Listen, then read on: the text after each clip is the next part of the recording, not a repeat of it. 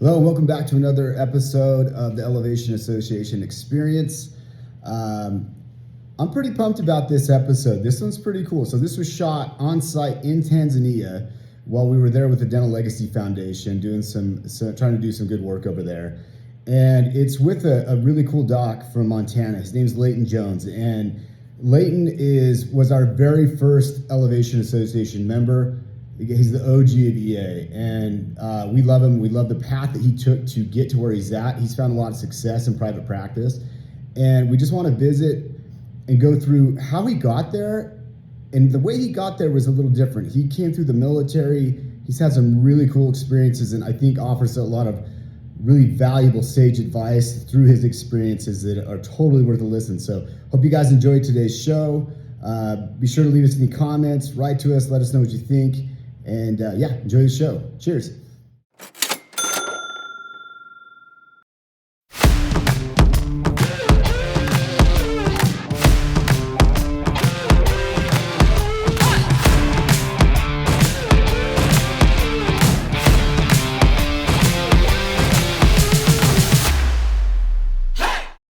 This is the Elevation Association Experience. Any views or opinions represented on the podcast are personal and belong solely to the Elevation Association and do not represent those of people, institutions, or organizations that the Elevation Association may or may not be associated with in professional or personal capacity unless explicitly stated. All right. Well, first off, I want to appreciate you coming on the show. Thanks for being out here. To be here. Yeah. So we're pretty far away. Yeah, we're a little bit removed from home. Off the range. So behind us right now, oh my gosh. Lake, what's the name of this lake? Lake Massac. Lake Massac. Yeah, We're at Lake Massac. This is in Tanzania, or Tanzania, if you say it correctly. We've been corrected many times. Actually, they don't correct you. They just kind of say it, and they're very polite. They don't say much. So, but anyway, we're here in Tanzania. We are just coming off the end of our Dental Legacy Foundation humanitarian aid trip. We were in Tigi. We were in a small village called Malongwe. We were in Mikiwa, Mayoni. Able to extract a lot of teeth and do a lot of good for a lot of people. So it's a big thanks to Laighton really appreciate you coming, not only on the show. Apologize for the wind. When you travel to Tanzania, you forget some stuff, and the muffler was one of the things we forgot. So enjoy the beautiful wind sounds of Tanzania. But Laighton took 2 weeks out of his busy practice, came out here with us to do a lot of good work. We didn't just do extractions. We've actually set up 2 clinics now with the help of St. Gaspar Hospital. And need to give a shout out to Mike Dosek and the legacy that he's leaving through his son. So we've worked through the Logan Dosek clinics, 2 of them, one in Malongwe, one in Itigi. Laighton came on board, came out here with us, and we've done a lot of work. It's been an amazing experience. The people are phenomenal, and there's just something that feels good when you're able to help take care of somebody that doesn't have access to the dental care that they need. And we've been cranking. Yeah, we got cranking, and there's some improvising that has to take place. We had some fun doing some root canals that you got to do the best with what you have, and that's what you did. So Laighton's highly skilled. It's fantastic having him here because he comes, and we're going to get into this a little bit. He comes from a high education in general dentistry background through the Air Force. We both were Air Force, and we wanted to let him talk about that. We just thought it was important to have someone that we respect, that's a very good clinician, that's a very good practice owner, that understands the business. Speak a bit about what it's like, not only to do this kind of thing, but what it's like to be running a practice and to be a practice owner and be in private practice. And so I wanted Laighton to speak to this. Laighton has been a member. Actually, you are our OG. You're the original member of EA. So he's our original Elevation Association member. He came on board back in 2000. Yeah, way back in 2000. Yeah, 2020. And he's been an integral part of what we've done. So having him out and doing things like this, his wife Katie is with us. Had she ever assisted before? She had never assisted before. So this was a first time for her. She was definitely nervous coming into it, but she just dove in and I mean, she wasn't afraid of the blood. Like, everything was good.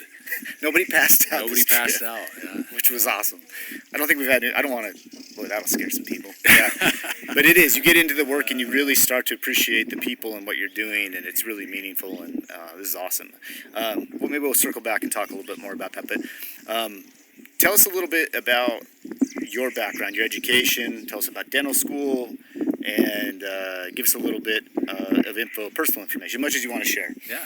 Well, I appreciate the intro. I mean, you definitely make me sound better than I am. But, Nope, not true. So I went to dental school at Case Western Reserve University. I graduated in 2006. And then about midway through dental school, I found myself thinking, right when we went into Iraq, I was like, man, if I wasn't in dental school, I'd join the military to go help out over there. The very next day, the Air Force recruiter called me up, and it just was right for us to join the military. And so the military covered the last 2 years and then of dental school, and then I did a residency in the Air Force, an AEGD residency, which was an amazing experience. I got experience in all of the different specialties, more hands-on, 1 year residency, correct? 1 year residency, yep. Wisdom teeth, IV sedation, molar endo, perio surgeries. I mean, I loved it. A lot of experience. Retreatments, endo Yep. retreat. Yep, all sorts of fun. Definitely, and I did that at Offutt Air Force Base in Nebraska. We both were at Offutt, Yeah. different times, Yeah. but yeah, we both went to the AGD at Offutt. And you have different commanders that rotate, so you don't get the same commander. You don't get the same staff that's there. The faculty rotates, and so it changes a little bit. But we had some common Yeah. staff. We did a video instructors. called The Clinic, kind of a takeoff of the office. And anyway, it was a fun project at Offutt. I was there from 2006 to 2007, and then I was stationed from there at Eglin Air Force Base down in Florida from 2007 to 2009. And then it was 2008, I deployed to Iraq. So my wife and kids were down there for 2 years. I was there, when I wasn't deployed. But, yeah, so that's a little bit. So from there, I would like you to talk a little bit. We talked a little bit about your AEGD experience. Do you think? I mean, we both worked with, kind of seen the trends since we've graduated and the ways that dental school is going and the things that we need with additional training afterward. Do you think that a residency like that, regardless of whether it's military, do you think that a residency should be mandatory? That's a great question. So I have a lot of feelings about residencies. I do feel that everyone could benefit from it. I don't necessarily think that it should be a requirement, and the reason I don't think it should be a requirement is because I feel like I gained a lot out of it because I chose to do it. There were some residents in my program that didn't necessarily choose to be there. I shouldn't say some. There was one in particular that didn't choose to be there, and he lasted a few months, and he was actually, kicked out and just went on to serve as a regular dentist. But I do feel like I gained a ton because I wanted to be there. That's kind of my thoughts on it. Do you think, for those who are going into the military, do you think that they would be smart to go into an AGD1 or an AGD2? Yeah, 100%. Why? Well, just the experience that you gain. Rather than, if you don't in the military, they put you on the lines and you're doing drilling and filling and all day in and day out. That's all you do. Sling amalgam, that's what we Yep. used to say. Yep. Sling an amalgam. Cuspal coverage amalgams, ginormous amalgams, and that's all you do. Which is a good experience too, but I enjoy it. My thing with dentistry is if I was doing the exact same thing day in and day out, I would get bored. When I was in the Air Force, there was an opportunity I had to either go and do an endo residency or a perio residency, and I strongly considered it, but my mentality is such that I have to have something different every day. And so, doing a crown one day, doing wisdom teeth, doing, all the different dental experiences keep life interesting for me. Yeah. So the variety Yep. has fed into not only your active duty time, but into your civilian time now as well, Definitely. private practice time. Definitely. I agree completely. I think that's kind of one of those things that I think it would be a shame to make it mandatory, because then I think it could be used as leverage for certain things, but certainly as a optional thing. It expands your ability and your confidence. I think that's a big thing, is confidence. Being a new doc coming out, my confidence went way up, and so I'm sure you kind of felt the same thing. I do too. I mean, 100%. I feel like the big thing, I think everyone should do it, but I think it should be their choice. Yeah. So going back into the military, you are one of the few dentists, honestly, I've only talked to, you're the second general dentist that I've talked to that's been deployed. It's only two. You're one of them. Yeah. The other one was my deputy director in my residency program, who is now a colonel. So I would really like you to talk a little bit about that and share some of the I mean, you and I, when on our bus ride, talked a lot about some of the crazy stuff that you've had have happened to you. But talk a little bit about, to whatever extent you're comfortable, talk about your deployment. What year did you go? When did you come back? And then I'm going to kind of egg on some stories here, because you got some stories, man. Well, so forgive me if I'm shivering. It's a little chilly here, actually. We're in Tanzania, but it's actually well, really and like I keep wanting to put my hand here because the wind is blowing right there. I put my hand right in front of your face to block the wind. That'd look good. The wind. I just checked the temperature, and it's 56 degrees here. And people are in the pool. Yeah. Yeah. Well, they're around the pool now. Okay. What year did you deploy? So I deployed in 2008. Actually, there was a little bit of a wind up to the deployment. So in February of 2008, I went down to San Antonio, Texas, and did the EMEDS program there. Which I'm jealous of. Yeah. And then from there, I went back home for a short stint, and then went to Iraq. I finished my time in Iraq in October of 2008. So then I came home, and actually right before I left, my wife got pregnant with our fourth son, and I was able to be home in time for him to be born, which was nice. That is nice. Yeah. So 6-month deployment. So about what percentage of the time were you doing dental work? So who are you servicing? First of all, who are your patients? So great question. Half the time that I was there, half the time I was there was an Army dentist and then myself. And when the Army dentist was there, the Army dentist took care of, so I just took care of Air Force people exclusively. The Army dentist took care of all Army, Navy, Marine Corps personnel, and third country nationals, TCNs, which, the people from India, Pakistan were there, providing our meals and whatnot. So half the time I was there, he was there, and he took care of everybody except for the Air Force guys. So during that time, Air Force strives really hard to get everybody ready to deploy before they're deployed. So really, there wasn't a lot of dental care that I needed to do. It's not like you were shucking thirds out in Iraq and doing crazy stuff. I mean, literally, there was my assistant was doing prophies every day. He was making bleach trays for people. I mean, it was not a lot of dentistry to be done. The other half of the time that I was there, when the Army dentist wasn't there, then all of a sudden the entire base was my responsibility, and there were 5,500 people on the base. So, those were the days where I was doing somewhere between 18 and 25 emergency patients a day.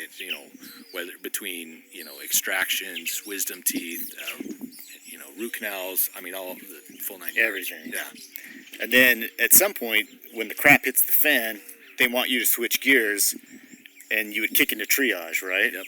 So, and that's something that's pretty typical in the Air Force, right? Yes. Is that the dentists do the triage. So the Air Force trains dentists for deployed zones to be what they call triage officer, which you basically have to, when people come to the hospital and you basically, especially when it's multiple people, when it's a mass casualty event, we have to categorize every person that comes to the hospital as either, they need to be seen immediately, so we'd call them an immediate.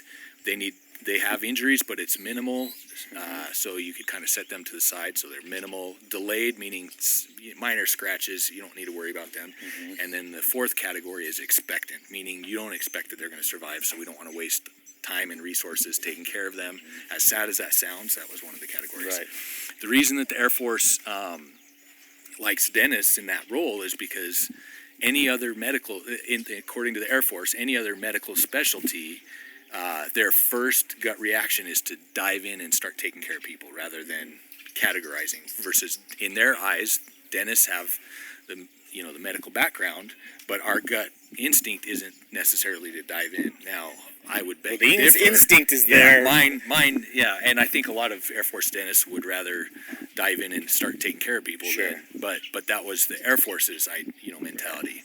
And you actually had a mass casualty Yes, event. yep, we did. So I know that in my experience, I was fortunate. I never had to respond to a mass casualty, but that had to be. You train for a reason, right? So what happened? Well, there was a little patrol base out, off of the base that I was on. I was on Kirkuk Regional Air Base, or Fog Warrior is what they called it. Anyway, there was a little patrol base 45 minutes away that was hit by a vehicle-borne IED. Basically, somebody had loaded a truck full of a 2,000-pound bomb and then went to slam into the base to cause as much damage as possible. Right. And Suicide mission. Yep. And so when they did that, there was one soldier that got out in front and tried to stop them. The vehicle ran him over, killed him.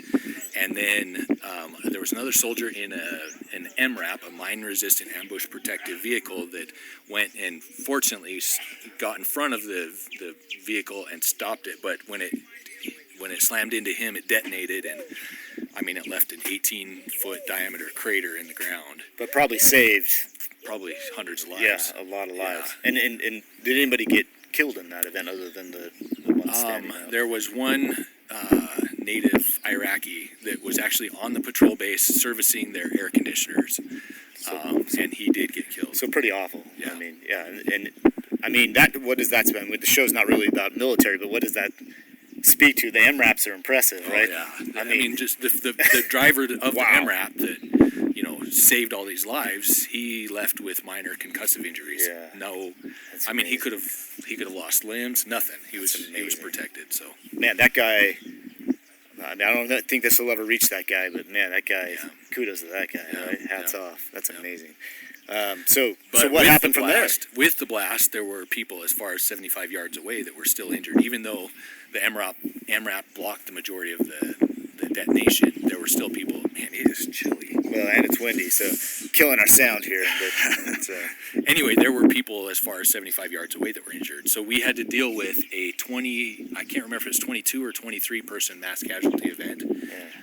And so what they were doing is basically they loaded up everybody into the MRAPs, multiple MRAPs, and just did a convoy to the base that I was at, to Fob Warrior. Got them to our hospital. I say hospital, but it was a 44-person, couple of tent job operation. So they get all these people to us, and then, of course, as the triage officer, I had to go out and weed through and determine, the extent. Fortunately, the only one that was expectant, I didn't know, and it was that Iraqi guy that was servicing the ACs.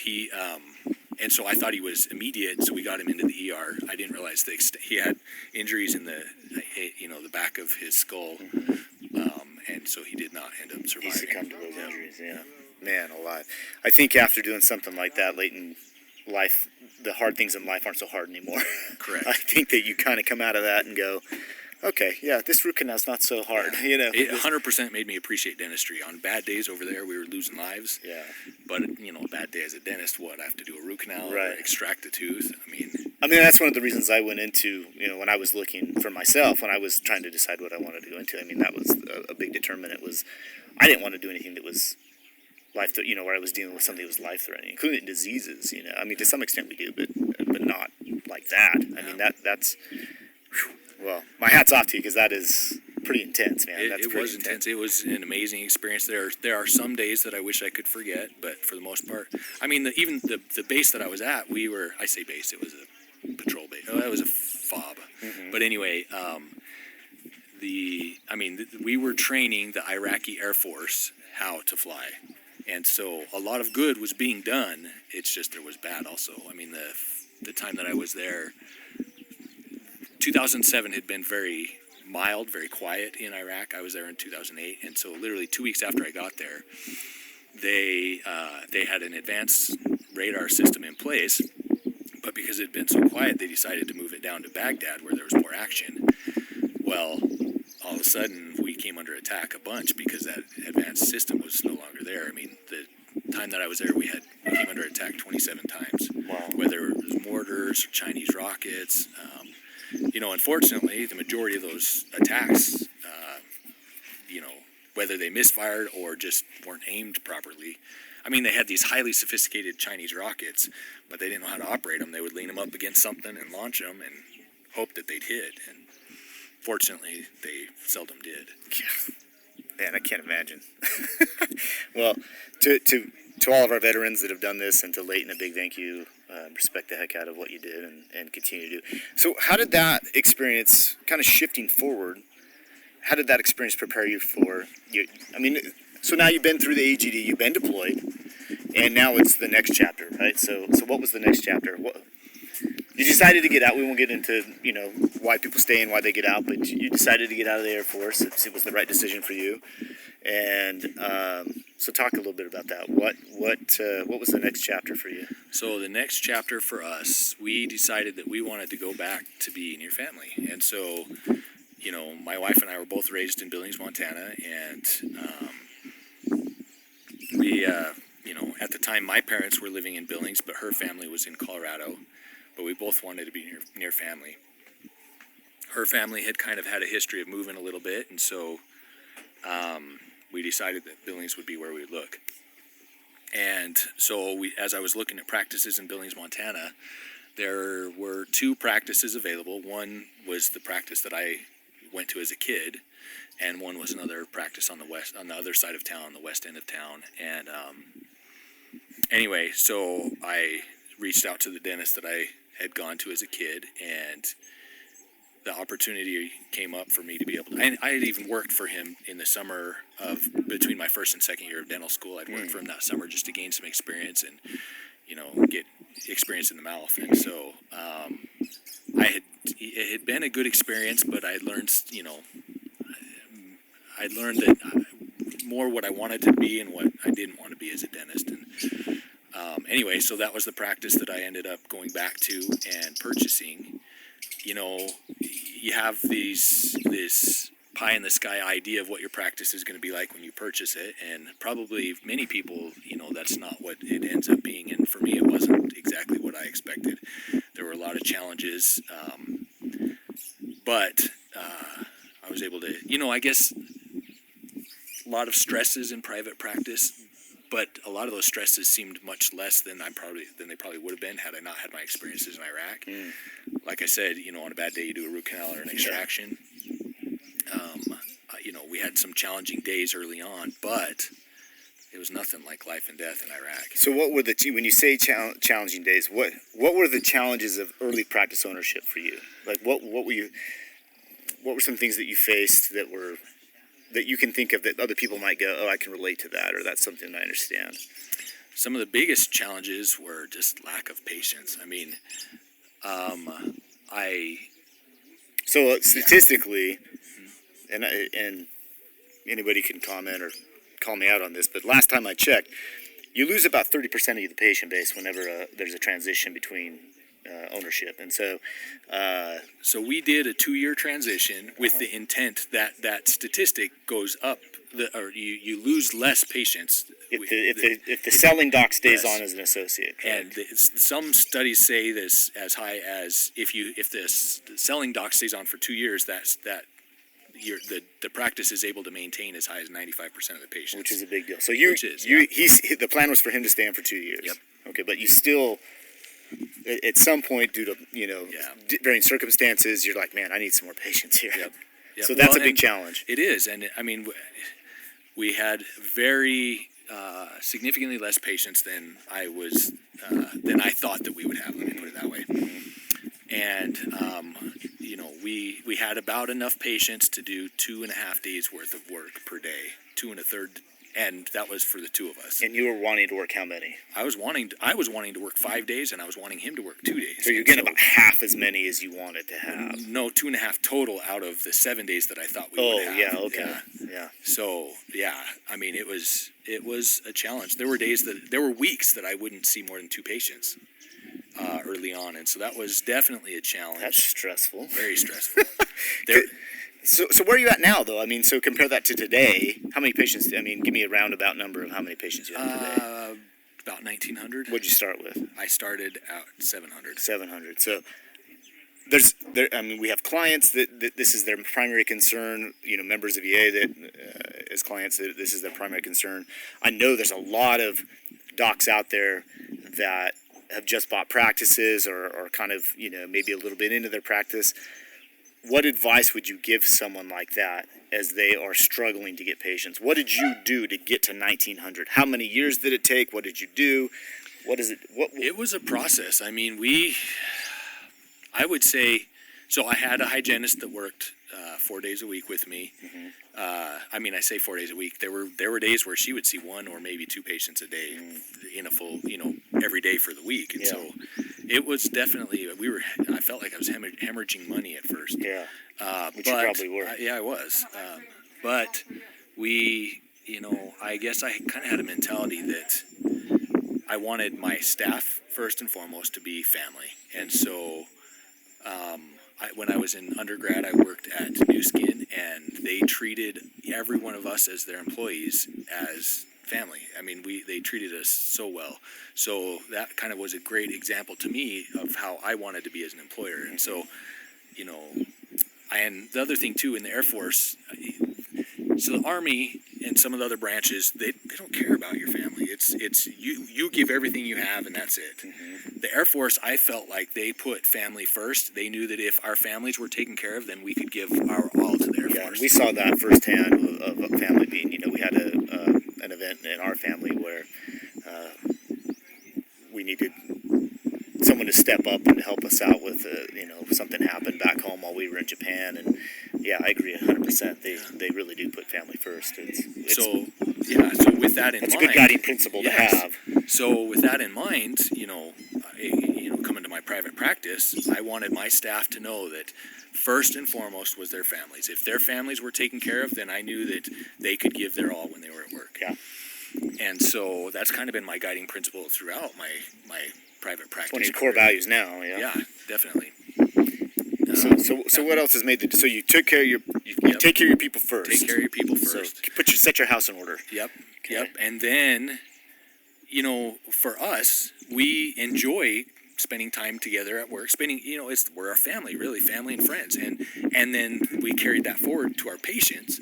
Our patients really are our friends and our family. And so we tried very hard. If the morale is high for the team, and then you share that with the patients, and they feel like they're part of the crowd, the in crowd, if, for lack of a better way of putting it. But then they tell their friends, and then it spreads, and before you know it, you have a lot of people that are knocking on your door to come see you. And so I guess the biggest thing that I learned through the whole thing is try to identify who you are and what you want to do, what you want to be early on.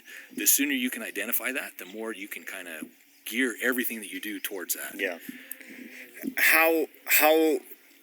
Patience is a virtue, right? So how long did it take for you to transition from the time that now, you've had to we'll talk about it in a minute, you've had to bring on an associate just to service all your patients, but at what point did the tide tip in your favor, where now it's not like, oh my gosh, how am I going to get patients in the door? Now it's like, okay, we're working okay.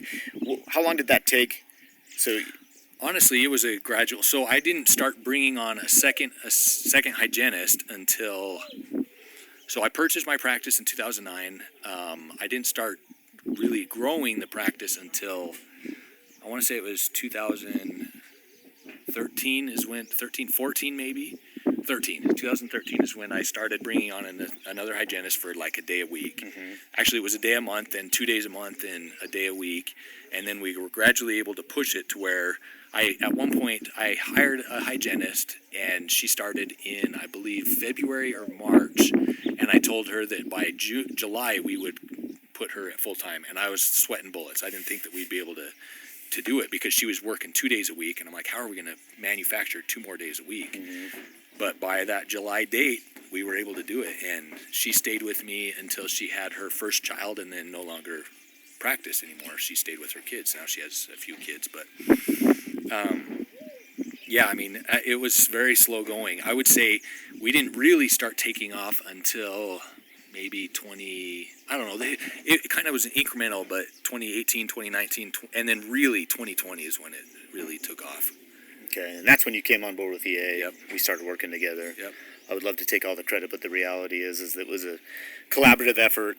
If you don't have the basics and you're not a good human being and a doc like you are, I mean, that's really what it boils down to. But working together, we saw a lot of success. We've had Definitely a a lot of collaboration, Yeah. bouncing ideas off of each other, and also you guys, I mean, helping me to see my practice in a different light. You know, I was I'm very analytical minded. I like analytics, statistics, and so I kept track of a lot of stats for my practice.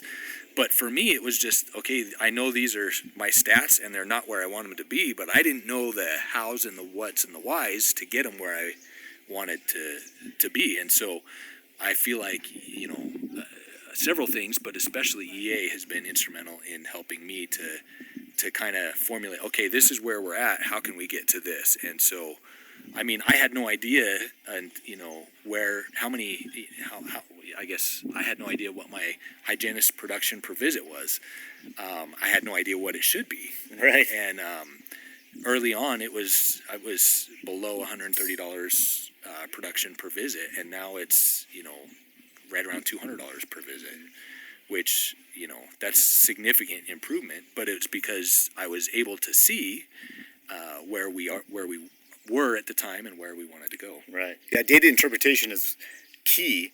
To get the data is one thing, so you got to pull the data, and then you got to interpret the data, and then you got to know what to do with the data once you have it interpreted.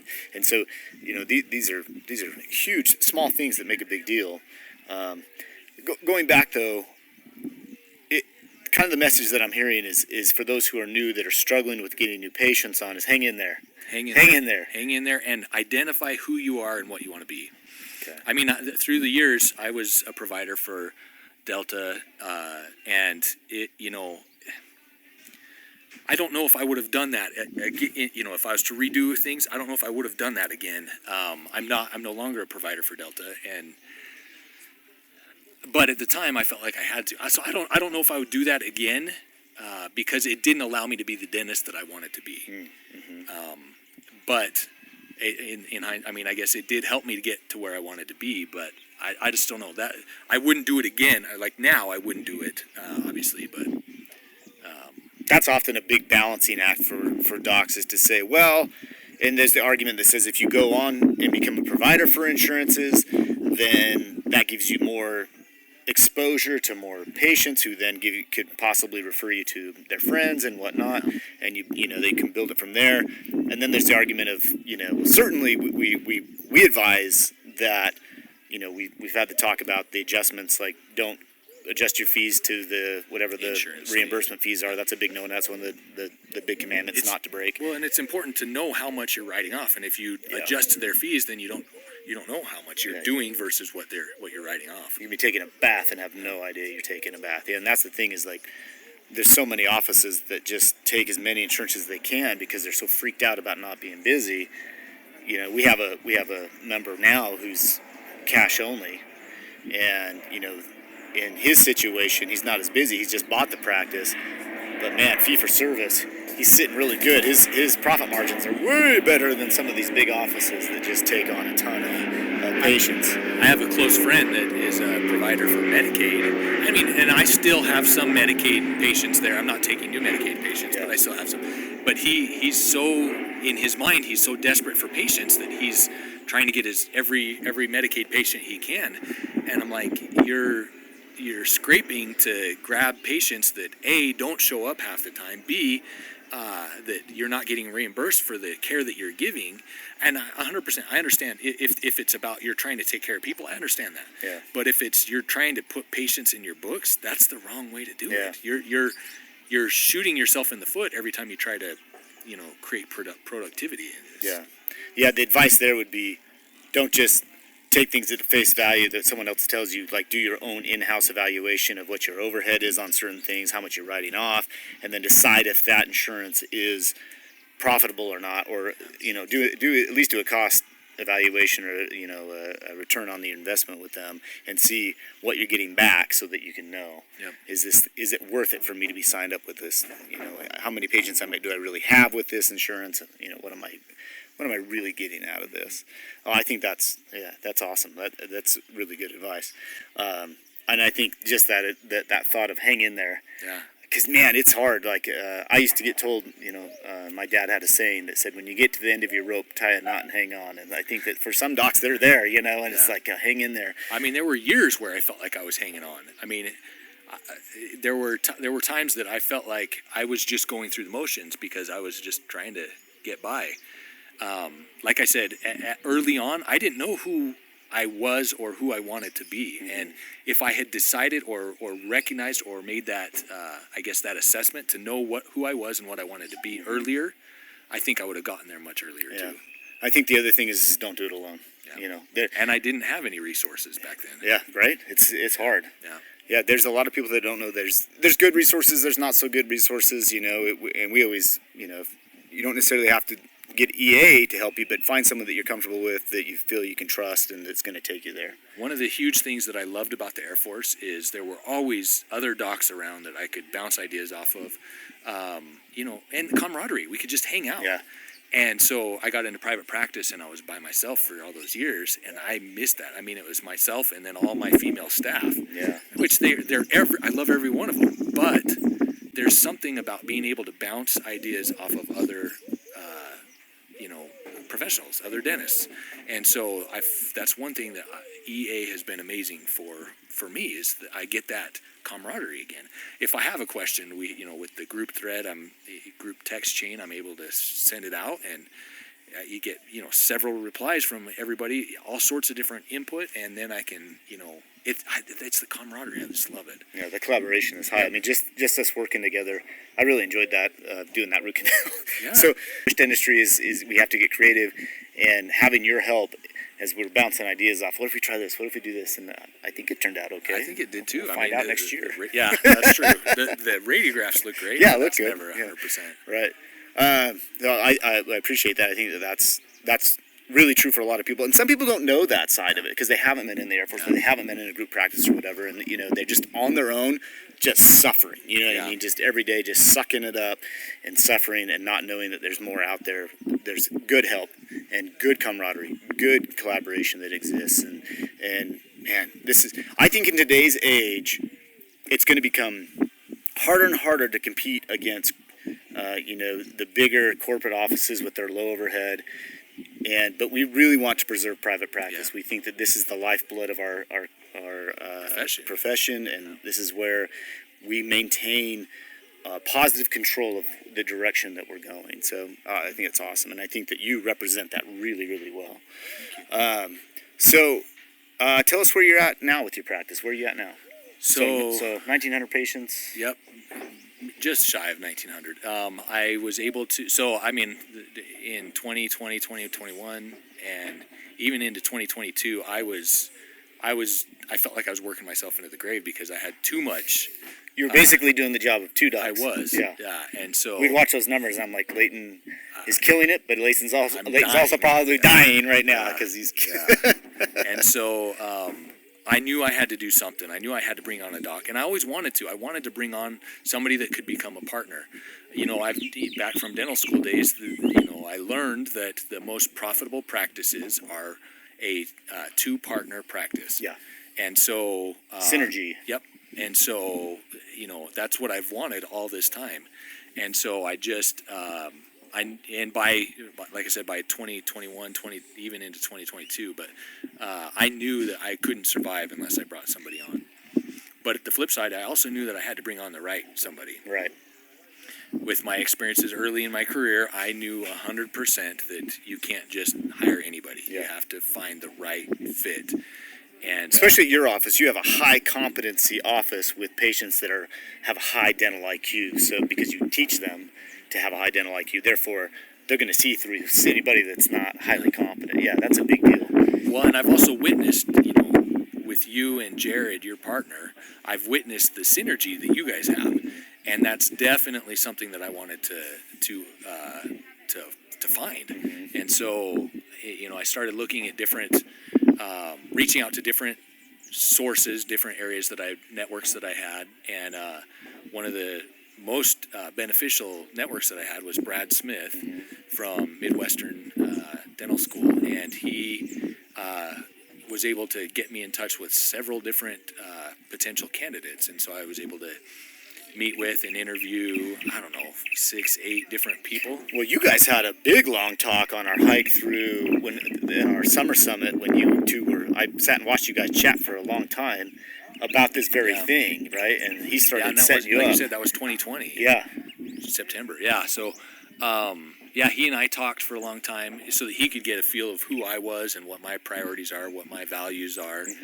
And he's an absolute stud. He's such a stud. Amazing. And so I then was able to, he asked me to record a 30-second video, which that's tough to condense everything you want into 30 seconds is not an easy task. So I condensed. I always say, why take 10 words when you can use 1,000? It seems ridiculous to make it so short. Yeah, so that is tough.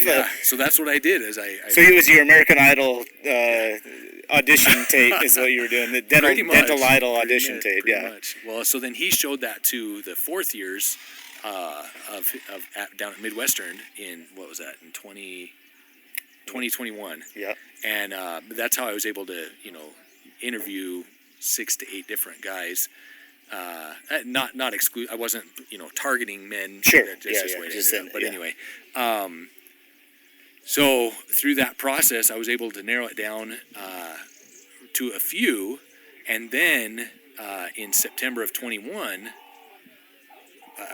through a series of events, I was able to make another connection with another student from Midwestern, and I knew, as I interviewed him and as we talked, I knew right away that there was a lot stronger connection there, and so. And he came well vetted. You were able to talk to enough people that would say, "Hey, is this guy any good? Like, is he actually?" And every one of them was like, salt? "He is awesome. He is amazing. He will be great." So then he came up in December of 2021 to Billings, Montana. He and his wife, and they had a brand new baby at the time. They came up, met the staff, came to see the practice, and it was a great experience for them, a great experience for us, and we knew at that time that was where we wanted to go. And so the doctor that now has come on is Sam Schreiner, Dr. Sam Schreiner, and he's amazing. We share the same core values, with our staff and with the practice and with our community, and so it's been great. He's been phenomenal. A good fit. Yeah, I thought that was awesome. That way that played out was just perfect. So any advice for an office looking to bring on an associate? Associates have a lot of options right now. I shouldn't say associates. Graduates have a lot of options right now. It's one of the things that we've seen. So DSOs since I might mess this statistic up, but I'm going to give it a roundabout. It just came out with the ADA. I believe since 17 to 2022, they've seen a 10% increase of DSOs throughout the nation. So that also means that you're seeing an uptick and I believe that Brad gave me the statistic, I think it was last year, that it's between right around 40% or higher is going into either DSO or corporate right out of school. I believe it. That's a lot. Yeah, I wouldn't be surprised if it was even higher than that. So and that's fine. I don't think there's anything wrong with that. But as a private practice owner, what advice would you give it to other private practice owners or associates for that matter that are looking to transition maybe into a private practice instead of a corporate gig? I guess a few things that I would offer is, so between Sam and myself, we are working towards our partnership. And so from day one, that's what I wanted, that's what he wanted, and that's where we're working. But I guess, from the doc, the doc bringing on an associate's perspective, be authentic, be who you are, and find the person that fits your needs and matches who you are and what you want to be as a practice. Another thing too that's important is with the associate. I mean, make it if it's somebody that you know that you want, make it worth it to them to come to be with you. I was willing to go a little higher than what most associates are offered, because I'm looking at this from the long term, the long view, and that's where I want us to be partners. And so it's worth it to me for him to be happy now and have something to look forward to in the future, because then he's invested in our practice. Right. So, Yeah. As far as what about safety nets? Because you ended up with a really good situation. Yes. I think that happened. That it's a great Yes. example that this can happen, folks. This is a possible thing. We've seen it happen a lot. We've got a fantastic associate that due to some different circumstances, he's going to move to a different area. But God, we've loved working with him, but it doesn't always work out that way, and sometimes, despite your best intentions, things don't turn out the way you plan. So what kind of contingencies do you work in? Like, what did you do for that? well, so I mean, obviously, you have to have a contract in place that protects both you and the doc coming in. The flip side is the doc coming in doesn't have as much to lose as you potentially do. So you do Right. have to have enough safety nets in place so that you don't. The incoming doc doesn't come in and then set up practice next door and take half your patients. But I think also if you are authentic to who you are, your patients still will care for you. But you do 100% from a contract standpoint. I had to have safety nets in place, and so I worked closely with an attorney that helped me develop the contract. Dental attorney specific, or No, not dental attorney specific, but an attorney that has worked with dentists in the past. that understood That understood the lingo and all the the verbiage? needs, Yeah. and the needs of a dentist. Yeah. So, Especially as a private practice owner, I think that's huge, and that really has to be decided. I mean, there's not a cut and paste type contract. You really want to figure out something that's best for your situation and your practice. I think that's something where you're not going to want to go to legalsomething.com. yeah, LegalZoom. Yeah, whatever. LegalZoom. Print it off. Yeah, that's probably not a good idea. Okay. What I always like to ask people this at the end of the interview. What would you, from the span of your career, what would you do the same? What would I do the same? Yeah, in your career. I would definitely do the Air Force. I loved my time in the Air Force. I honestly would have considered staying in the Air Force career-wise if I didn't have so much student loan debt. Because I did enjoy it. Because you did a 3-year AGD. I did a 3-year. So the way that 2 for 3. Oh, you did 2. You did a 2-year. Yes, they Okay. only covered two of my years of dental school, and so I still had a substantial student loan. But an AGD 1, correct? An AGD 1. So you did the I misspoke. I called it an AGD. It's the Health Professions Scholarship Program. Yes. That they offer, and you did a 2-year. I did a 3-year. At one point, they offered 4. I think They other did. branches offer 4, but I think Air Force is only 3 now. I don't know. There was a stretch. When I first went to dental school, if I had worked diligently beforehand, I probably could have gotten the 4. I considered doing the 3, and it just wasn't right from our perspective, so I did the 2. A big question. Okay, let me ask you this, and I know you've been out for a little while, but this is just a quick military question that really someone active duty should answer this. But while you were, as soon as you got out, you still had some time as a reservist, correct? Yes, I did. How much time did you have as a reservist? Man, I probably had 5 years. Okay. Did you 4 get or called 5 up years. ever during that I never 5 did, years? no. Yeah. I did. They wanted to advance my rank, and so they heavily tried to get me to come back. And I would have loved to do reserve of some sort, but with a private practice and a single doc, there's tricky. no way I could have done that. Pretty tricky. If I'd had to deploy it all, my practice would have died. So So you would have done definitely would have done the military Yep. again. Enjoyed your residency. Anything else you would have done the same? I don't know if you just heard that hippo. That's Pretty cool. Got some hippos in the background. There was a lion 2 nights ago that we think rolled between our tents. Yeah, Hyenas, a tent. Yeah, Yeah, and we are intense. yeah, they're big tents, but they're still tents. Yeah, hyenas. Yep. It's been a very authentic experience. It's been amazing. So, military, yes. AEGD, yes. Yes. What else would you have done the same? Are you glad you're in private practice? Yes, I am 100% because few reasons. One, I'm in control of what I do, but it gives me the best opportunity to help people in the way that I want to help people. Both in opportunities to come here to Africa and help people, but also opportunities to help people in my own community. Yeah, you don't have to travel across the world to do it. Yeah, and I enjoy taking on people in my community. Cases that I'm not the type that I'm going to broadcast or advertise. Hey, Right. look at us, we did this. Look how great That's we not- are. That's Yeah. not me, but Right. but the flip side, I love taking care of people, and I love making a difference in people. I mean, I say this all the time, but I truly feel that in dentistry, when we help somebody to smile, we don't just help them to smile. We actually help them to be happy. Smiling releases endorphins in the brain, which helps us to be happy. So when we help fix someone's smile, we help them to be You truly, happy. literally Yeah. help them to be happy. Yeah, that's and so cool. that's what I love. But yeah, I still would have gone into private practice. I guess the only thing that I wish that I would have done differently is I wish I would have. Yeah, that's the next identified- question. What would yeah. you do differently? I wish that I would have identified who I was and what I wanted to do when I was younger, earlier in my career. Yeah. Because I feel like there were years that I was just trying to keep my head afloat. I didn't know where I was going, and I definitely didn't have any clue how to get there. So you're talking about vision. Just talk about that for a quick second. Are you talking about vision, Vision and core values. core values, establishing where the boat is going? Yes. I mean, I knew that eventually I wanted to have a partner.